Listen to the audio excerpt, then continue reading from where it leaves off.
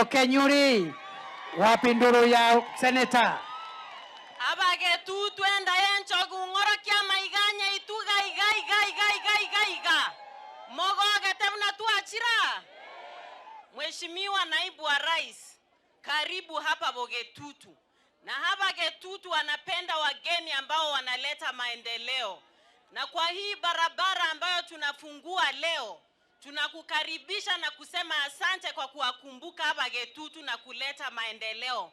Abantu baminto mwanche tabara ibakora tamagenderero. No mojumbo yo ineriso. No tu arenge nere chinechi science tore tu akabwatiri abagambi ngora. Bono na inche president gache kangari bageri nkabomo seneto mochore. Eya ngeire ryoginko begerera ari ase bunge. Abande mwandra chiskuru kimbegete uniform go kini chisemi. Igobono Jafet no monto tu atarenere na inda se chama ya ito etoko moroke kiage. Erebune kiage na rogo tokachera chipesa chionsipi. Kiage tegerera okorebne mechiendego kora toronge moinario renga Kitutu ba mintonga kibago tigara. Thank you. Ngora kimora maigaye Deputy President ya ito. Thank you. Dr. Daniel Manduku. Huyo ni MP wa Nyaribari Masaba. Kitutu ba minto kwa nani ama kwa anya kundi mbona ngama kwa Jafet nyakuntu tam.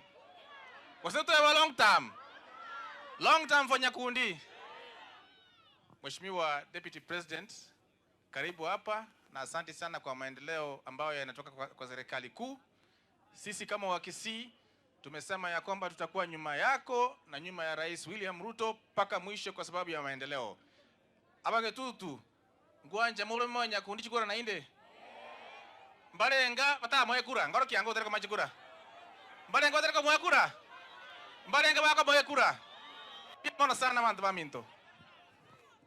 Thank you very much. Kuna mheshimiwa mwingine hapo? Mheshimiwa Naibu wa Rais, I just want to introduce the MCAs who are here. Introduce the MCAs. Tuko na Mheshimiwa Dolphin Buari, nominated MCA under UDA. Tuko na Mheshimiwa Jared Masieka, MCA wa Kegogi Ward. Tuko na Mheshimiwa Lumumba wa Kitutu Chache South, anaulizia kura.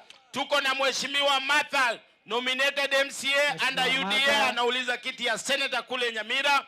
Tuko na Mheshimiwa Dennis Ombachi, minority leader wa Kisii County.